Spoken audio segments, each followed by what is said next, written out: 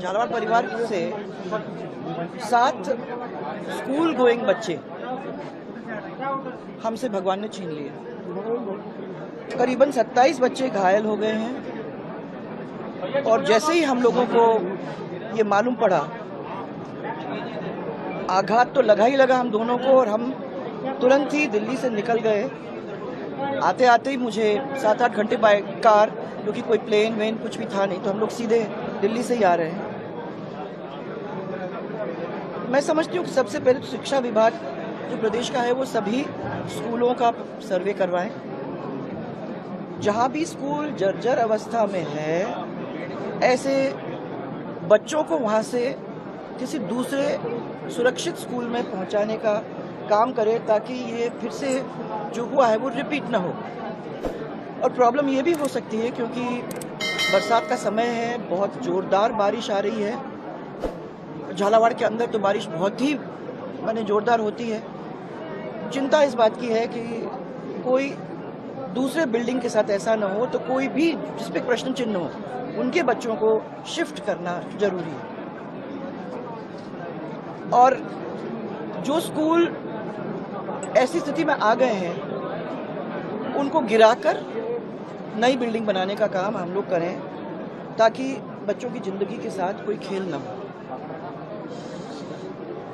अगर ये पहले चिन्हित हो जाते तो मुझे लगता है कि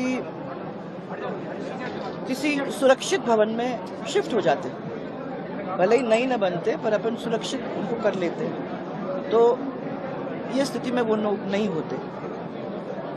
अब ये जो भय का वातावरण है, उस भय के वातावरण को हम लोग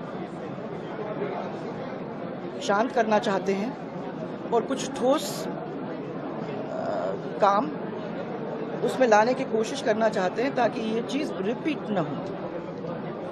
जो भी मांगे हैं हम लोगों के सामने अभी आई हैं, मैं कुछ देखूंगी क्योंकि डायरेक्टली आ रही हूँ, तो मेरे पास अभी ना किसी से बातचीत हो सकी है और ना मैं कुछ कागज़ों को देख पाई हूँ।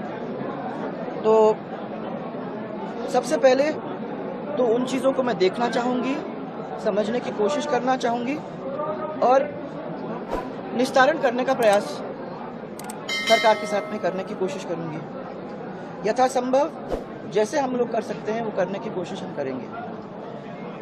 सबसे मेरी हाथ जोड़ के इतनी प्रार्थना है कि ये एक बहुत ही दुखद घटना हमारे झालावाड़ परिवार का हुआ है। झालावाड़ परिवार इसकी वजह से शोक में है।